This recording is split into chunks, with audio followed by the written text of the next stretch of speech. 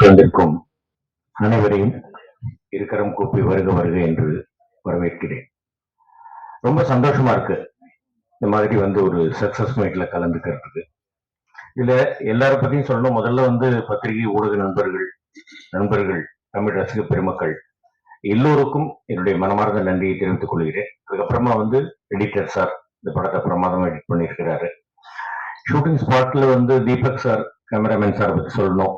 அதாவது இந்த டைலாக் நான் பேசும்போது இங்க இருந்து இவ்வளவு தூரத்துக்கு இவ்வளவு ஸ்டெப் வர வேண்டியிருக்கு, அது கொஞ்சம் நீங்க இப்படி வச்சீங்கன்னா எனக்கு கொஞ்சம் அது வரைக்கும் வர்றதுக்கு இதல்ல. ஃபாஸ்டா பேசினேன்னாக்கா அந்த டைலாக் கொஞ்சம் கரெக்டா ரீச் ஆகுமான்றது தெரியல அப்படின்னா அப்புறம் ரைட்டு சார், ஒன்றும் பிரச்சனை இல்லை சார், நான் ஒரு 2 அடி பின்னாடி தள்ளிக்கிறேன் அப்படின்ட்டு அழகா இது பண்ணி ரொம்ப அழகா நமக்கு அட்ஜஸ்ட் பண்ணி பண்ணாரு. சில இடங்கள் நான் போயிருக்கேன். ஒரு படம் நான் நடிக்கும் பொழுது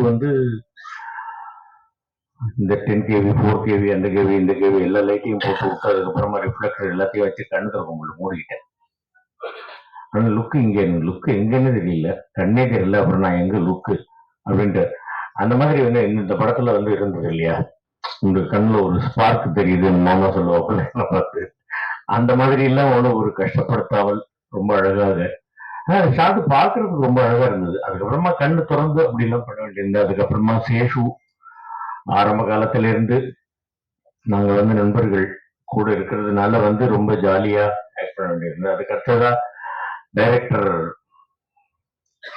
கார்த்திக் யோகி ரொம்ப அழகா இந்த கதையை எனக்கு பார்க்கிங் படத்தினுடைய லொகேஷன்ல சொன்னாப்புல இந்த கேரக்டர் இந்த மாதிரி ஒரு மாற்றுத்திறனாளி அப்படிங்கும் பொழுது அது ரொம்ப ரைட், ஓகே. சின்ன பாப்பா பெரிய பாப்பா அதுக்கப்புறமா பேட்டரின்னு ஒரு படம் வந்தது. அதுக்கப்புறமா இந்த படத்துல தான் நான் இந்த மாதிரி ஒரு மாற்றுத்திறனாளியா வச்சிருக்கேன்.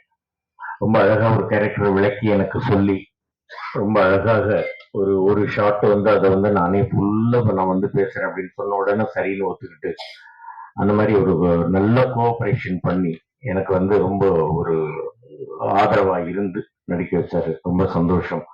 அடுத்தது மேகா, ரொம்ப அழகா நல்ல அழகான நல்ல தமிழ் பேசி நடிக்கக்கூடிய ஒரு அற்புதமான ஒரு நல்ல நடிகை. ரொம்ப நல்லா வரணும், அவங்களாம் நல்லா வரணும். அடுத்ததாக தம்பி, என்னுடைய அருமை தம்பி சந்தானம், எல்லா படத்திலையும் அண்ணன் இருக்கணும் அப்படின்னு ஒரு ஆசைப்படக்கூடியவர். அன்பாக கட்டளையிட்டு என்னை அழைத்து அந்த படத்துல அண்ணன் இருக்கணும், அண்ணா நீங்க வரணும், நீங்க இருக்கணும் அப்படின்னு என்மேல் ஒரு மிகப்பெரிய அக்கறை உள்ள ஒரு தம்பி.